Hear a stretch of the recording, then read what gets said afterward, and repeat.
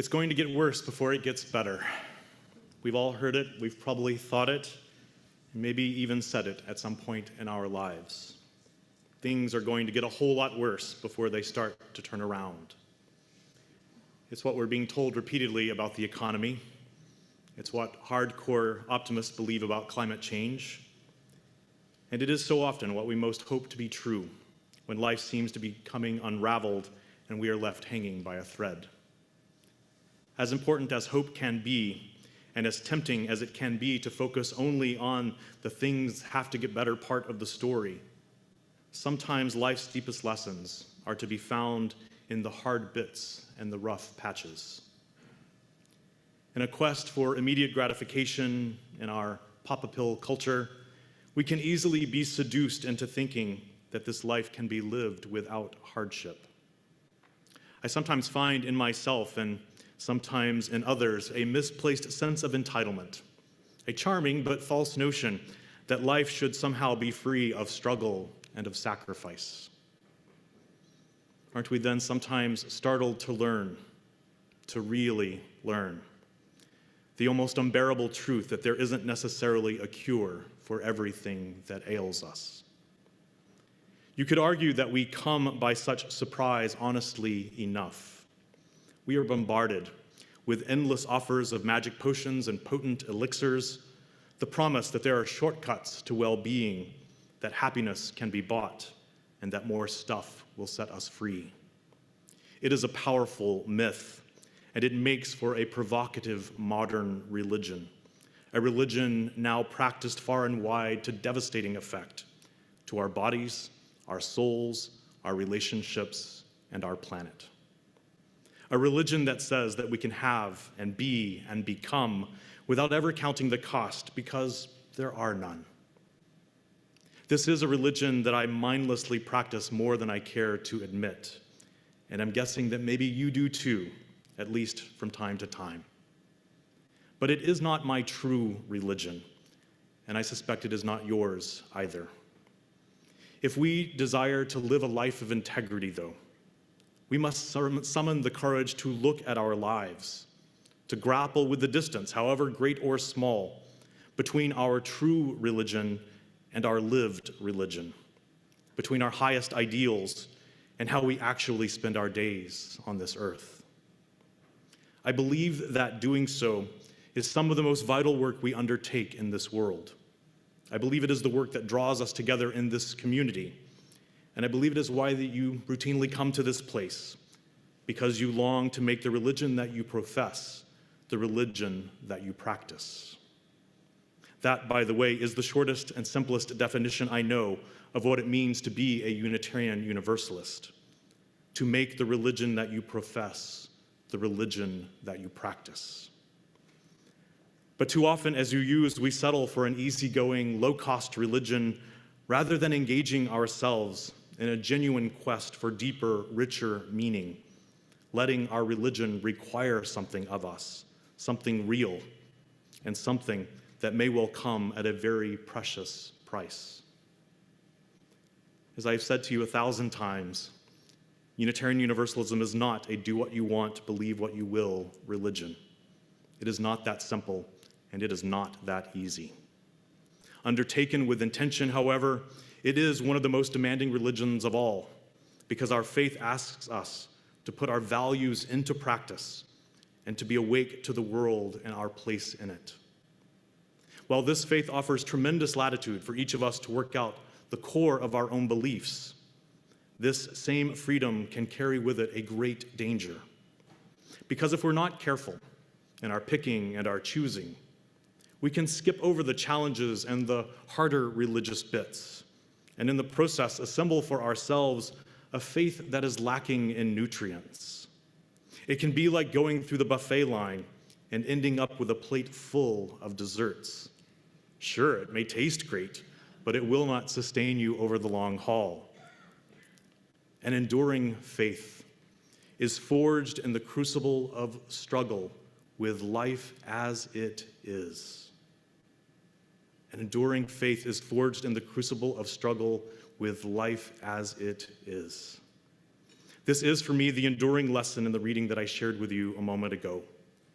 Philip Simmons tells us that he hiked to the mountaintop, sat meditating at the base of an ancient tree, and just waited for his enlightenment to arrive. Yet his perfect moment of nirvana never came.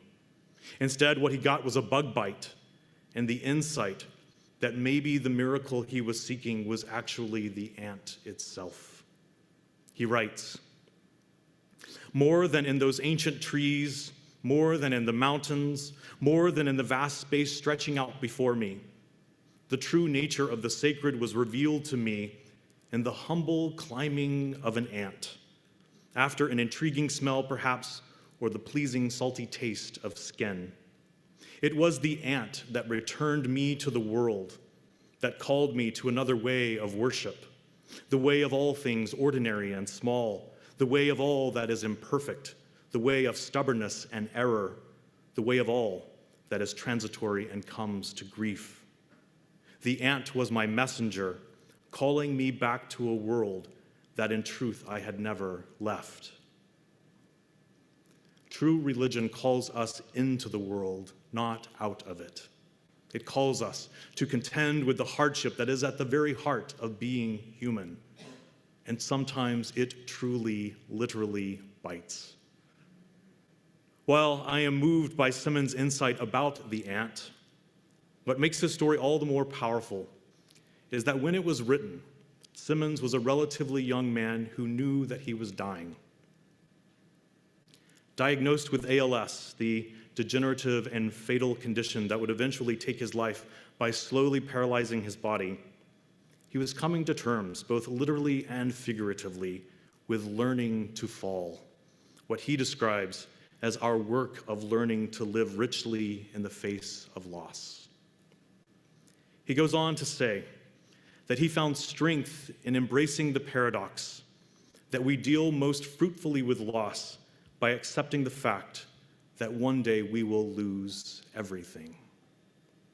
When we learn to fall, he says, we learn that only by letting go of our grip on all that we ordinarily find most precious, our achievements, our plans, our loved ones, our very selves, can we find ultimately the most profound freedom.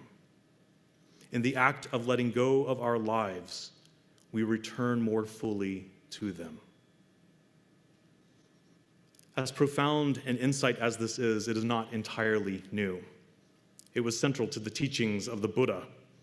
It was key to the message of Jesus, who taught that we find our lives in losing them. It is a lesson that any of us can learn when we are awake to our lives. Now, this notion may not sound at first to be especially Unitarian.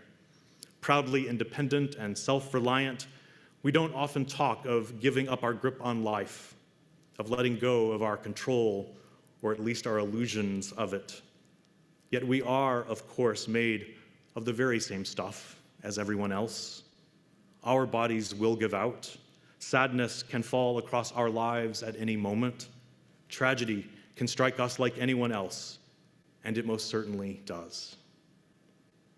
When the fault lines just beneath the surface of our lives shift, and all that we thought we knew of ourselves and our place in the world is suddenly upended, we too are left with that most primal human question: so what do I do now?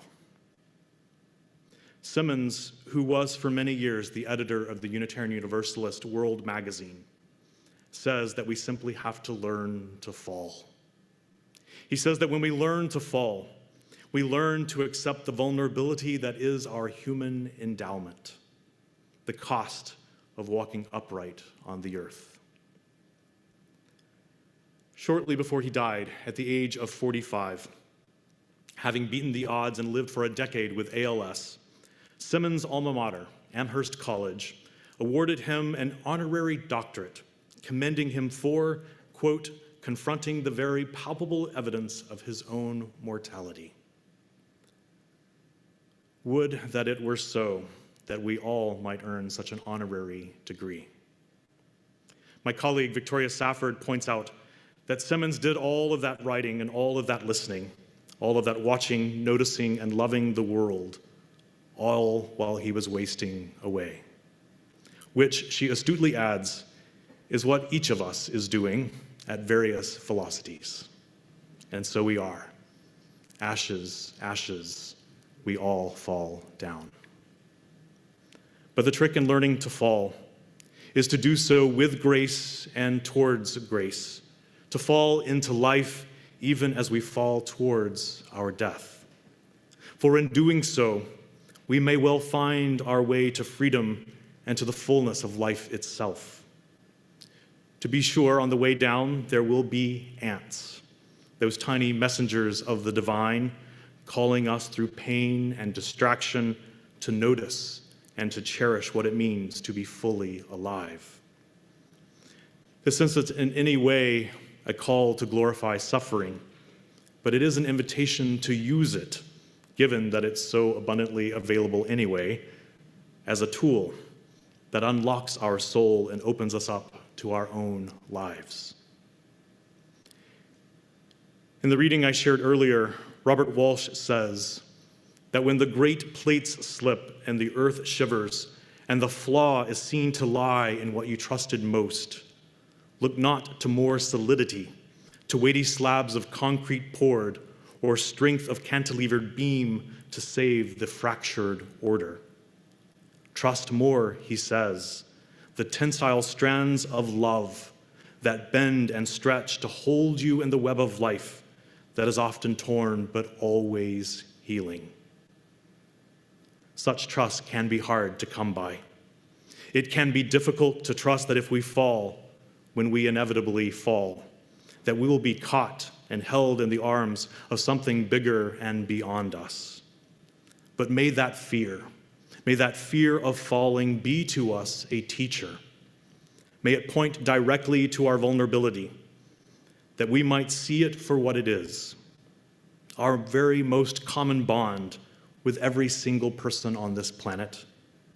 For when we are truly mindful of that vulnerability that binds us to one another, we cannot help but reach out our arms to form those tensile strands of love that hold us all. So may it be. Amen.